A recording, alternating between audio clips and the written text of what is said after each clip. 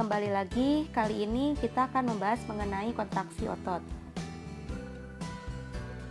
Setiap hari kita menggunakan otot untuk melakukan aktivitas. Wanita pada gambar ini menggunakan otot pada tangannya untuk menulis. Sebagaimana kita ketahui, otot jantung dan otot polos merupakan otot involunter karena gerakannya tidak memenuhi perintah yang kita kehendaki, sedangkan otot rangka merupakan otot volunter.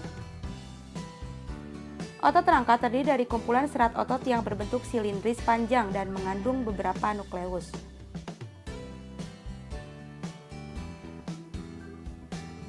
Otot rangka akan berkontraksi dan berelaksasi ketika menerima sinyal dari sistem saraf. Neurotransmitter merupakan tempat pertukaran sinyal. Disinilah tempat terhubungnya bulb sinaptik akson terminal dan serat otot. Selanjutnya, serat otot terdiri dari banyak miofibril. Miofibril mengandung unit kontraktil yang disebut dengan sarkomer. Sarkomer berdekatan satu sama lain sepanjang miofibril. Setiap sarkomer terdiri dari filamen protein yang tebal dan tipis. Karena itulah otot ini disebut dengan otot lurik.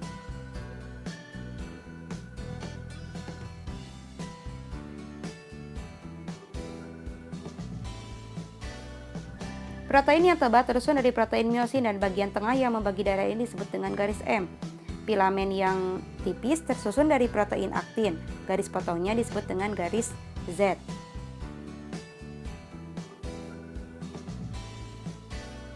Nah, karena itulah sarkomer dapat memendek pada kedua sisinya. Meskipun antara filamen digambarkan sebagai pergeseran, sebenarnya filamen miosin benar-benar menarik aktin sepanjang-panjangnya. Cross bridges atau jembatan yang menjadi penghubung aktin dan miosin mengarahkan tenaga untuk bergerak. Inilah yang disebut dengan mekanisme kontraksi otot.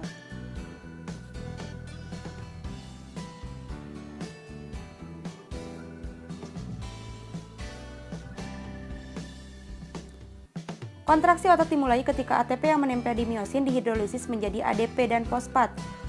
Hal ini menyebabkan kepala miosin bisa menempel pada aktin dan membentuk jembatan aktin miosin. Ini adalah proses ketika miosin menempel pada aktin.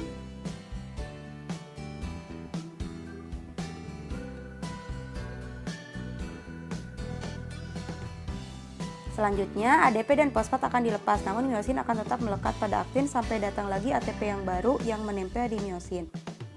Hal ini adalah saat ketika otot berelaksasi, dan siklus ini akan terus berulang.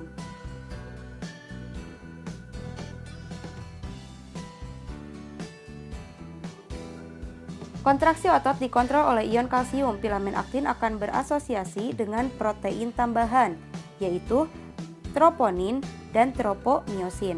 Ketika otot berelaksasi, tropomyosin akan memblok jembatan aktin miosin. Ketika kadar ion kalsium cukup tinggi dan terdapat ATP, maka ion kalsium akan berdekatan dengan troponin, sehingga akan menyebabkan daerah aktif tropomyosin yang semula tertutup oleh troponin. Hal tersebut membuat kepala miosin mampu berikatan dengan aktin dan membentuk jembatan aktin miosin dan memungkinkan miosin untuk menarik aktin. Ion kalsium terdapat pada sarkoplasmik retikulum dan akan dikeluarkan ketika mendapatkan sinyal dari sistem saraf. Berikut adalah penjelasannya. Neurotransmitter dilepaskan dari neuron dan mengikat reseptor yang mendepolarisasi selaput serat otot. Impuls akan bergerak ke tubulus T dan membuka retikulum endoplasmik. Ion-ion Ca akan mengalir ke miofibril dan memicu terjadinya kontraksi. Hal inilah yang menyebabkan terjadinya pemendekan otot.